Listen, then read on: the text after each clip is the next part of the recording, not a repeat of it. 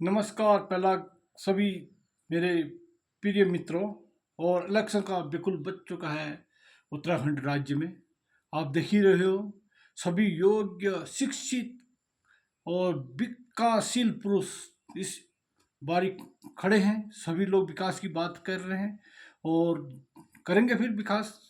और मैं आशा करता हूँ और ऐसे योग्य को चुनना है कि जो आपका विकास कर सके और विकास पैदा कर सके, क्योंकि इससे पहले भी विकास पैदा हुआ था 5 साल पहले। पता नहीं वो कहाँ मर गया। और इस विकास को थोड़ा बहुत देखना है और आपकी बातें जो कर सके उस विकास पुरुष को वोट देना है। जो आज पहाड़ में लड़कों की शादी नहीं हो रही है, उन लड़कों के बारे में बोले और उनको रोजगार के बारे में बोले। और जितनी भी योजनाएं आज आ रही हैं कि और हमारे गांव में बेरोजगार काफ़ी, उन लड़कों को वो काम दिया जाए और वो करें जो बाहर से आके काम कर रहे हैं। और ये नहीं कि हमारे गांव के लोगों को भी उसमें अपना सहयोग करना है। और चाहे हमारे गांव क्या, सभी गांव के अगर हम खुद काम करेंगे तो हमारा ये पलायन रुकेगा। और ऐसे विकास पुरुष को आप जिताइए और उसको आप आगे बढ़ाइए, और जिससे कि आपका विकास हो। ये नहीं कि विकास उसी का हो और बाहर वाले का विकास हो और गांव वाला लोग फिर 5 साल का इंतजार करें कि हमारा विकास पैदा होगा फिर आएगा। ये नहीं सोचना है। लेकिन विकास आ रहा है, लेकिन उस विकास को आप लोग इग्नोर कर रहे हो और कर नहीं रहे। हम करते नहीं, इसीलिए हम लोग पीछे हो जाते हैं। इतनी योजना आई है गांव में, इतना वो आया, किसी ने किया काम? ये हमको शर्म लगती है उस काम करने को, लेबरी करने के लिए। जो उसको लेबरी न सोच के एक, मतलब कि पहले हमारे यहाँ खेड़ी पनियाली होती थी ना, जो बुजुर्ग लोग करते थे, खेड़ी पनियाली से वो लोग घर बना देते थे फ्री में।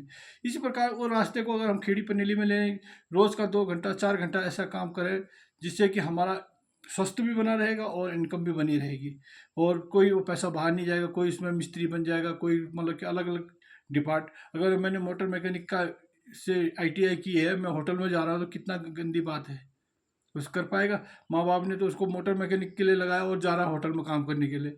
इस प्रकार से नहीं होना है। और जो भी आज हम विकास कर रहे हैं, विकास की बात कर रहे हैं, तो उस विकास को करने के लिए हमको आगे आना पड़ेगा। न कि वो उम्मीदवार विकास करेगा। सभी शिक्षित है, सभी वो है, क्योंकि इसमें अपोजिशन भी तगड़ा होना है। अगर खुद वो अपना विकास कर रहा है तो तब आप उसको बोल सकते हो। मैं आशा करता हूं कि आप ऐसे योग्य पुरुष को आप चुनेंगे और योग्य महिला को आप चुनेंगे, जिससे कि आपका गांव का विकास हो सके और आपकी शादी हो सके। और जो आपकी शादी आजकल चल रहा है कि हल्द्वानी मकान होना चाहिए, दिल्ली में मकान होना चाहिए, और सास पेंशन वाली होनी चाहिए, एक ही लड़का होना चाहिए, ये वाला सिस्टम नहीं होना चाहिए। जिससे कि हमारे आज कुछ भी नहीं तो 5 साल हो गए हमारे गाँव में वो ही नहीं हुआ है, नामकरण ही नहीं हुआ है। आप मानते हो? वो हमारे शेखर गुरु बोल रहे हैं, नामकरण करना भूल गया हूँ। अरे भाई, वो तो देखो, हम भी दुबा डालने भूल गए। आजकल पता नहीं कैसा दुबा दावा हो रहा है, बच्चे पैदा नहीं हो रहे और शादी नहीं हो रही, तो कहाँ से विकास पैदा होना है? इसीलिए नेपाल भी गए तो वहाँ भी गाली दे रहे हैं, बोले कि अब नहीं मिलेगी नेपाल वाली। अब मैं सोच रहा हूँ कि अब जाऊँ कहीं थाईलैंड की ओर जाएं, जहाँ से हम लेके आए। इनके लिए थाईलैंड हाईलैंड न जाना पड़े और यहीं से हमारे बच्चों को कन्या मिल जाए और वो खुद अपना विकास करें। और चाउमीन वाली नीचे हमको हमको चाहिए मड़वे की रोटी वाली, और गांव में मेहनत करने वाली और योग्य शिक्षित।